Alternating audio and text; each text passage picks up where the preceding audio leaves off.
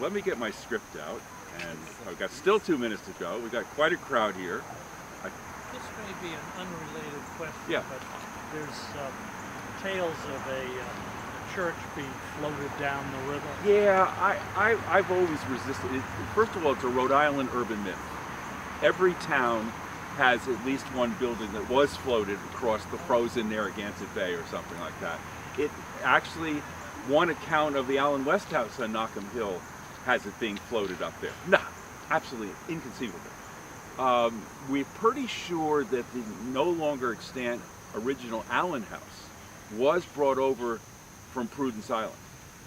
So I kind of can handle that. But I really just think they took it apart and just rebuilt it in its present location. Of course, the building you see as the White Church, the Barrington Congregational Church, was built in 1805. In fact, it was blown down. The original church was blown down in a hurricane about 1804. I just get, there's no real smoking gun. The language is it was removed to, and to my mind that means, people recycle stuff in the colonial era. I also wonder, I don't know the dimensions. There was a Baptist meeting house at the end of Tyler Point, and it really sounds like a 2-bay building, meaning about 25 by 30 feet or so.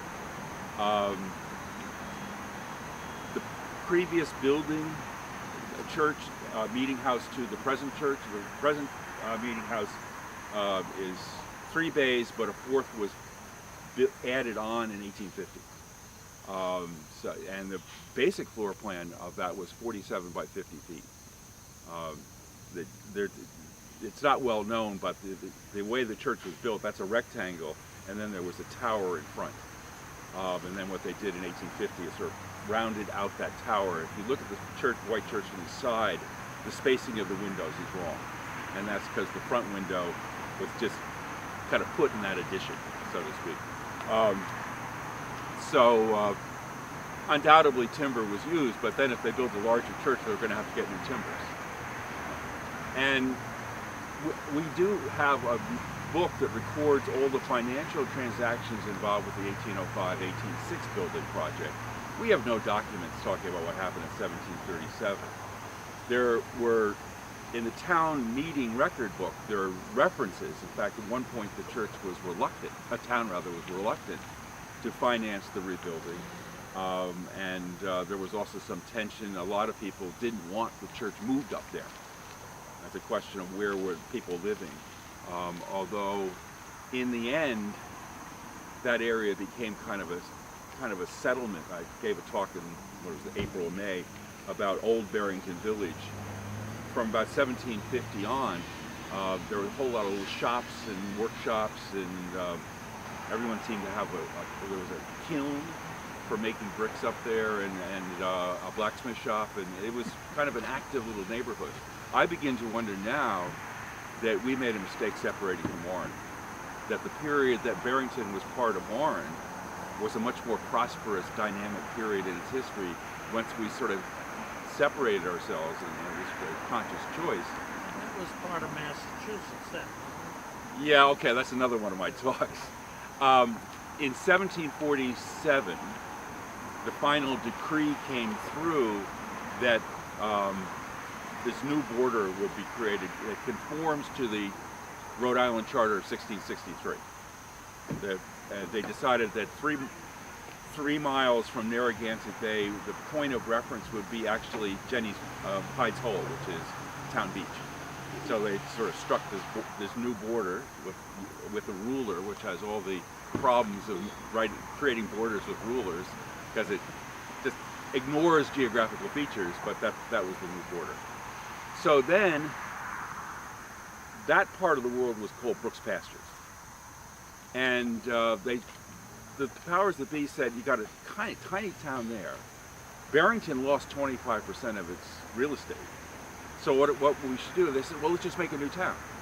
And at that point in 1747, Peter Warren was the hot military hero in Great Britain. Very critical in all the actions involved in Nova Scotia. So they said, we're going to name it Warren. Any rate, let's go talk to the matter at hand. No more long-term history. Okay, this is Police Cove, and this itself has its own history. About 1899, a power station was built here as the terminus of the Rhode Island Suburban Railway, later called the United Electric Railways. The trolley line originated at the Riverside Car Barn, ran into West Barrington along Washington Road, traveled along Lincoln Avenue to Middle Highway, turned right at Federal, and then right again at County Road. In fact, there was a very serious accident about 1911 at County Road that had a fatality right in front of the white church. And then it ran down County Road all the way up to this point. There actually was a turntable here, and when they rebuilt the park, someone I know was on the worked for the firm that did the work. He said, "Yeah, there was evidence of a turntable that's sort of buried under this parking lot somewhere." At some point in the 1920s, trolley service was abandoned. In 1934, the Barrington Police Department took over the building and transformed it into its central police station. The building served this purpose until 1999, when the new public safety complex was completed. In 2002, the building that was here was torn down, and the present park was completed only in 2014. It sort of lay fallow for a long time. They wanted to get planned. I think the formal plan was only submitted about 2012. The usual, we got to get someone to appropriate money for it. So this really stood still. Now we have a park. What was the original building built? 1899.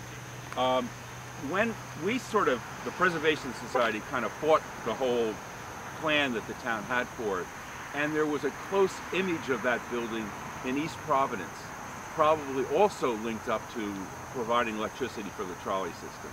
I'd say I've been in that building. I had to get a VIN number or something. I'd say 40 feet wide and about 60 or so feet facing the road.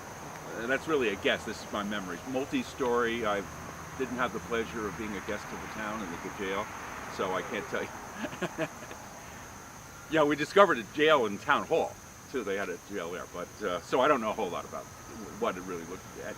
Okay, it's going to take us a while to get across the street. It took me a while to get into this parking lot. If you watch it, we sort of wait to take a left turn. And the good news is, once we get away from down Matheson Road, we'll have less traffic running by. So, much of the property that we are going to visit or walk by was acquired by Allen C. Matheson in 1862. He was born in Barrington, but he was a jeweler. He was very successful, and he more or less retired to this town and acquired pretty quickly 97 acres. Now this is kind of a messy map, but this is the tax map after he purchased the land, and this is Ferry and this is Rumstick, and he's got this weird sort of cutout of property. A lot of it up as a gentleman's farm, and did not hurry to build stuff. I think, and the other thing is, at the end of Jenny's Lane, there's land that belonged to the Gladding family and land that belonged to the Hoffman family. So the Hoffmans in particular didn't subdivide and start building their property till the early 20th century, although the Gladdings actually were kind of here previous to the arrival of Matheson. So I'm just quickly, I have everything is dated on this sheet of paper, although I sometimes come up with 2 dates, which is embarrassing. I have the first house we will see later is 48 Jenny's Lane, was built in 1862. In the course of this, up the road, he built 2 hotels. Well, one seems to be also his home and is no longer extant at the corner of Matheson and Chapin. But the Gables, which it was a hotel. And then he slowly but surely laid out pretty generous building lots. I mean, look at the frontage this house has and the depth of the property. And also his neighbor Gladding and his neighbor Fisher were professional carpenters. And I sometimes in my notes say it was built by Matheson. I think either Gladding or Fisher did the work, in all honesty. I don't think Allen Matheson came out and rolled up his sleeves and started building houses. That's sort of my assumption. So this is the Annie Windsor house, and there's a little date conflict here. The property was sold to her in 1872, but my files say the house wasn't built until about 1890. All records are not perfect. What we generally do at the Preservation Society is look at tax records. And when the value of the property jumps, that's a signal. And we have sequences, we have virtually all available tax records, not quite. But we can tell, oh, if they just jump from $100 to $2,000, oh, there's a house there. That's how you determine when a house was built. When did the tax records begin? What year Oh, did they I start? think there's an 1880.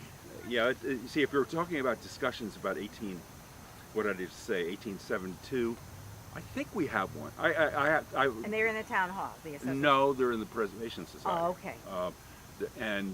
I mean, I know there are gaps in it, and it starts out a little weakly. Also, an 1872 tax book would be about 20 pages. I mean, the Yeah. number of property Yeah. owners. Yeah. It's not really keyed to address. You have to know the name of the owner. That's the other little trick. I mean, there the deeds are in town hall. So that's what you do.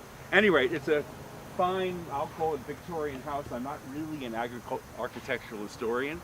Got interesting bracketing. It also, what was the big storm we had? They kind of suffered. I think they had trees sort of collapsed. There was a pine tree, huge one that went over. Yeah, but it's well preserved and kind of with a little bit of the gingerbready, but not too much. And now we'll go on to 35. Well, we'll go to 35 Matheson. Way back at the beginning of time, maybe in the 1860s.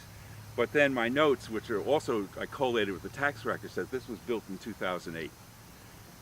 It was over. All redone? Absolutely. Yeah. Okay. Yeah. This happens. We're Yep. we're losing one or two significant buildings a year at this point. I know one just very quietly slipped away. In 1853, 3 schoolhouses were built in Barrington. We're now down to 1. This I'll say, it's got kind of a retro look to it. I'm not really in love with the way houses that are built. As pretty as the one that was All there. right, okay. Well, I'm sure we have photographs of it in the Preservation Society. And in fact, I kind of have to check my records on that because it probably was plaqued once. And that usually means we develop a file for it. But this is just sort of something you need to be aware of. This neighborhood we're going to walk through, because all we're really going to do is Jenny's Lane and a little bit of Matheson, is remarkable for the density of homes built between 1860 and about 1910, and the fact there's very little, there is some, but very little infill.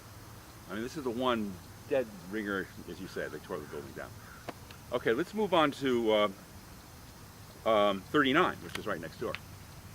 I'm sorry, the boathouse is 38 rather than. This boathouse was actually the personal boathouse of Matheson.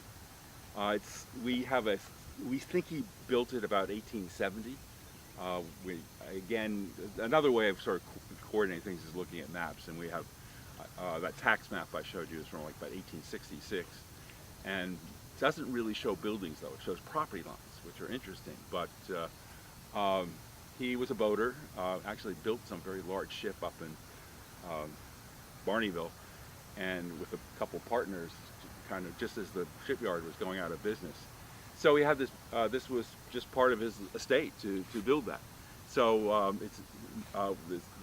Bernard and Jane owned it for many years. They did sell it about 2 or 3 years ago, and I've had cocktails in there at least once in my life.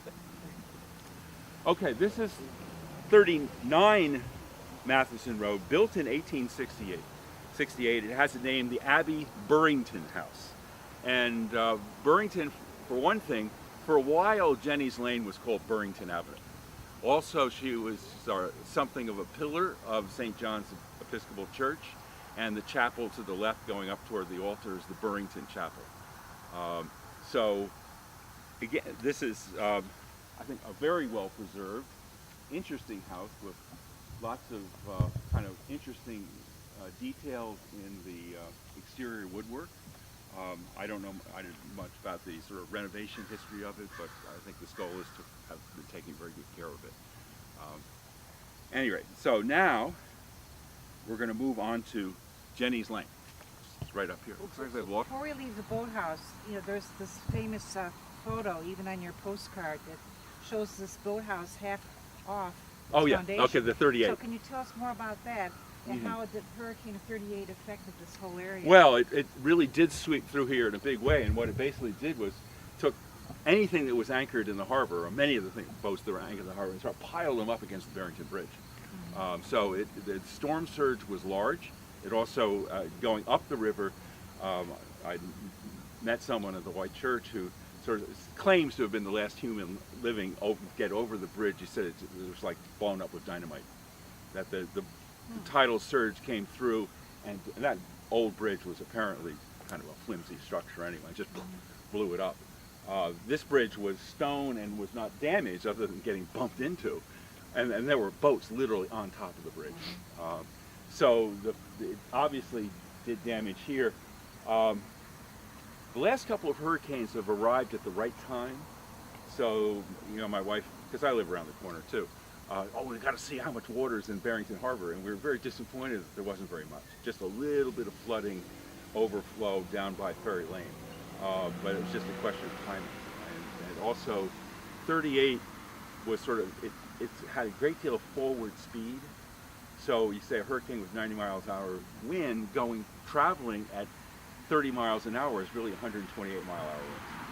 And then if it arrived at high tide, it's going to maximize the type of damage that it does. And that's really what happened to Rhode Island. So that's, okay. Now, actually, before we, the next house actually I had put down as Matheson Road, but it's really here is this house on the left, which is 41 Matheson Road, this white house here. That's called the Gables, and it was one of the two hotels that Matheson built in about 1868, or again my dates conflict, or maybe as early as 1850. I also noticed in the fine point it said that Gladding, whose house we'll see at the end, was one of the two carpenters. He seems to have, quote, designed and built this house. It belonged to the Waterman family. I think it's moving on, but I don't know all the facts.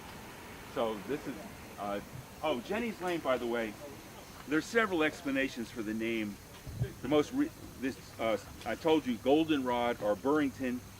It's possibly named after Jenny, who was a servant at the Gables, who kind of wandered around picking up laundry and delivering laundry, so people kind of knew her as a personality.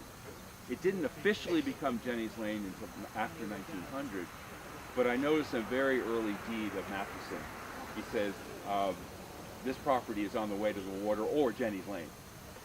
So that's from about 1868 or so. So the story sort of percolates underneath the surface until someone says, let's change the name of the road. Okay, let's move down to Jenny's Lane here. That's the Newell House. That's from 1869. It's Italianate. I didn't identify the builder here. That's interesting. It probably was Fisher or Gladding. Yeah, that's built in 1902, and it's really just Alan Matheson's son built it. So it's a kind of late addition to two, which was built in 1863, and the next house next to it, 27. Oh, this Joan Warren should be Louis Fisher House number 1, and this is where Bicknell thought the White Church was. I actually copied the page out of Bicknell. He says very early in his book, the first meeting house of the Congregational Church at Barrington stood on the south side of the road near the residence of Louis T. Fisher, Esquire. Now, I don't know whether Fisher lived in Louis Fisher House 1 or Louis Fisher House 2, but that's kind of where he thought the meeting house was. And I sort of, because I have this deed that tells me otherwise, when we get to the end of the street, I'll read it, because to my mind, it's on the north side of the road, 500 feet in from Rumford. How was it destroyed? Well, no, that was intentionally torn down and then moved to the present location. Not the present building. The present building was built in 1906. So, but Fisher was another carpenter, another sort of important builder of houses in this area, and he built 2 of them in a row. This one looks pretty well preserved. The other one looks like Fisher wouldn't build a farmhouse, right? I wouldn't call it, no, I don't. You think that's a farmhouse? That house was a farmhouse right there when I was a kid and had the barn in the back. Uh-huh. We helped tear down. Hmm. But it was an old farmhouse, a stonemason board. Well, you know, I mean, Matheson himself was a farmer. Yeah. Now, a lot of that land I showed you, that initial map, is not involved in this. Yeah. And I have one odd picture from Rumstick Road looking down Thomas, and there is a mother, huge barn there. And that's a picture about 1920, 1930. Whose farm was it? Matheson was dead by that point. But he actually did farming. And then said, okay, now I've done that thing, let's do this developing thing. So I don't know, I'll just Well, say. that one there never always looked like a farmhouse. Oh. It never matched this one. Yeah. This one. Because this An looks architect. like a Fisher line, so to speak. So maybe we've sort of got our attributions a little bit more. When was this built? It's old. It's 23, 1866. And then the next one. What about the one behind you? Oh, that's Salinas. That's either 1920 or 1925. The one thing is, it's very much bungalow style. Now, I lived in a community in South Jersey that was full of bungalows, but there were kind of more small vernacular bungalows. Yours is sort of an extended bungalow. I don't know if we made it to property of the, it would be property of the Hoffmans or of Matheson. I don't know the original owner of the land. Because we're moving into, that's a Gladding house, but that looks really terribly new. My date says 1926. Not this house, the next one. I'm just kind of having... That's wrong. Yeah, it's got to be wrong. Yeah. Okay, this is part of the Gladding estate. It's built in 1866 or 1889. I don't know. See, I get a couple numbers. And looks fairly unmodified to me. The house. About where I'm standing. See, the lot is a 6-acre lot, and it's measured by 32 rods from Rumstick. And the property then line would end 532 feet. I did the math, and that's just about where I'm standing. That looks like about 532 feet to Rumstick. So therefore the meeting house is in here. But I can find subsequent deeds for the property. I can't find anything that looks like a deed for the meeting house. It may not have, because first time I read the deed, I thought it said, I've seen deeds for Tyler Point that says, you can do anything you want with this property, but do not disturb the cemetery or the meeting house that's on the property. And I thought I read this that way, and then I transcribed it and said, no, it's adjacent to it. Well, actually, this might be a good moment to, what is that? Where is my deed? I would like to create a walking tour, maybe a do-it-yourself walking tour of Rumstick Road as a whole. I mean, it's a mixed bag. There's great houses, there are awful houses, there are old houses, there are new houses. But there really should be catalog starting at the very top, in part because I'm interested in this property that in the 1860s was owned by a guy named Maxfield. Well, what do we call downtown Barrington these days? Barrington Center. What was it known in 1860? Maxfield Corner. Yeah. What was it known as in 1750? The Elms. Oh, okay. And in point of fact, near the Elms was the house of Anthony Lowe, Samuel Lowe's father, and there's a letter of Roger Williams saying, oh yeah, his house near Rumstick was destroyed by King Philip. And that was somewhere within a very long stone's throw of where we're standing right now. So in 1712, Samuel Lowe, in consideration of the great love he hath for and bears to Mr. John Wilson, Master of Arts, this is the minister who never served, gives, grants, and conveys, and all that stuff, a certain tract of land containing 6 acres, be it more or less situated, lying and being on Phoebe's Neck. You all know what Phoebe's Neck is. No. Mainland Barrington. That's New Meadow Neck. Calling it Hampton Meadows was invented by Thomas Bicknell in 1911, and he convinced the state to change the name of that area. It's a historical mistake. It could only be Hampton Meadows if we had jet travel available in 1621, because he would have had to make it back to England to stand for Parliament. And just that's my knowledge, you couldn't get across the Atlantic in any less than about 2 months. So it's an historic mistake. If I become dictator of the world, I will pass legislation to change the name back to New Meadow Neck, because it's a historical error. But this is Phoebe's Neck. Aforesaid, adjacent to the meeting house on said neck, butted and bounded northerly and easterly on the land of Captain Samuel Lowe, southerly on the way that goes from the meeting house aforesaid to the river westerly. I assume that's this road that we're standing on. In a square body, being 32 rods long on every side, however so bounded, and then we get into all sorts of language. And then in a parenthesis, accepting that spot of land the meeting house now stands on. So I think what he's basically saying is I'm not conveying that land, but it just seems to be here. It could actually be flat at the corner of Rumstick. Rumstick's a very old road. That's really, one of the first, when they start laying out plans for dividing land in 1668, there is a road down to the water. It's not called Rumstick. Rumstick is not used till about 1700. It was just called Chatrapapasset, which is really the actual original name of Rumstick. And then I won't go through the rest of it's more just 18th century legally. But that's what identifies to my mind. I mean, I get a little nervous when I say it's the way that goes from the meeting house is the southern bounds of this property. So the meeting house is either right where I'm standing or is up there at the corner of Rumstick. It could actually also have virtually no territory assigned to it. When I was doing the work on for Old Barrington Village, I found a school that no one had ever noticed was there, and it turned out to be Samuel Allen donated like a plot of land 100 by 100 by 100. In 18th century terms, that's a laughable amount of property. And it was very clear, and even had to grant sort of access because there was kind of no way to get into the school. So it's not impossible. I mean, I'm talking a very small building. They just could have kind of stuck it there and just kind of, maybe it was still on Samuel Lowe's property. But it doesn't really transfer the house, so to speak. So now we're almost to the end. Let's see, we got to go up to Rumstick though. So I'm missing that sort of sense of just simple.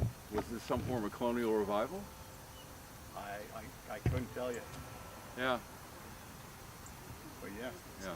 Now this is out of the scope, but one of the reasons why I want to do Rumstick eventually is there are two houses that are very clearly Royal Barry Wills houses.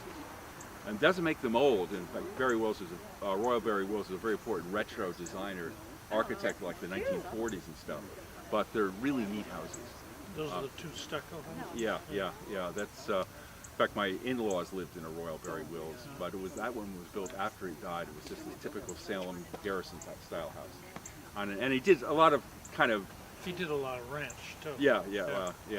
He was prolific, but I think he died about 52 or so. But the company stayed on, so you could probably buy a Royal Barry Wills plan tomorrow. They always commanded a much higher price. Yeah. Well, one of the features is the very thick chimneys. Yeah. And those two houses on Rumstick have that very thick chimney as part of a Royal Barry Wills. And they have terrible floor plan stuff. Depending on your viewpoint. Well, no, I mean, my in-laws' house was fine, but and they had special needs because my mother-in-law had polio, so they had built a room in back and just created an extended first level, so to minimize the amount of stairs she had to do. So Who are the Maxfields?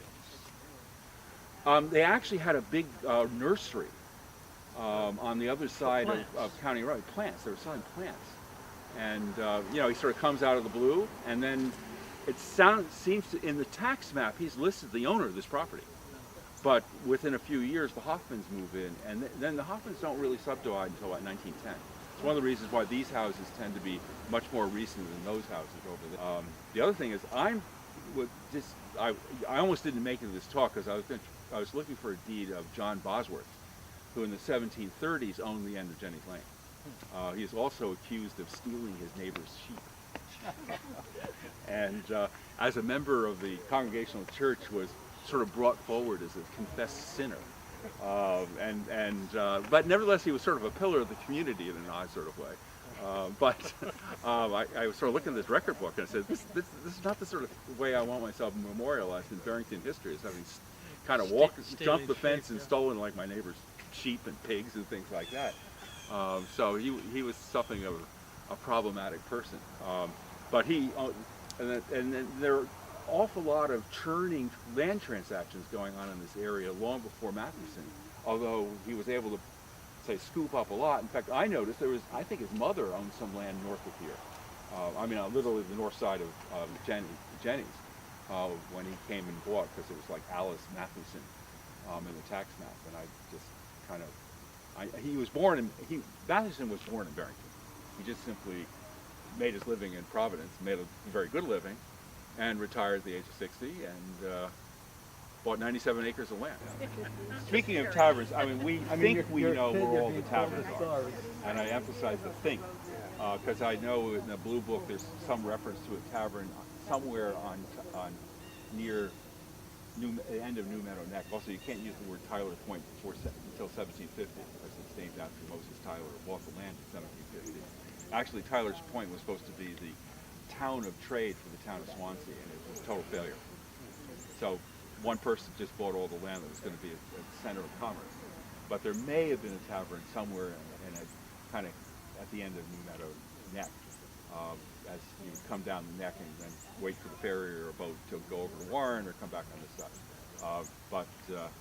Yeah, we'll never quite get these stories straight, you know.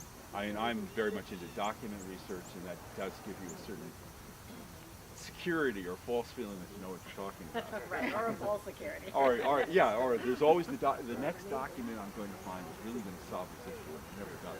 Right. It only winds up. Right. Let's get out and look at the Gladding house. It's kind of a spectacular house. Built in 1849. Gladding was a carpenter, so our assumption is that, you know, it's obviously had a little bit of expansion, but you know, its street appearance is kind of semi-classical with a little bit of gingerbread added. It's I don't know, I like the paint color. Looks like the paint needs a little bit of refreshing here. Maybe too much New England weather, but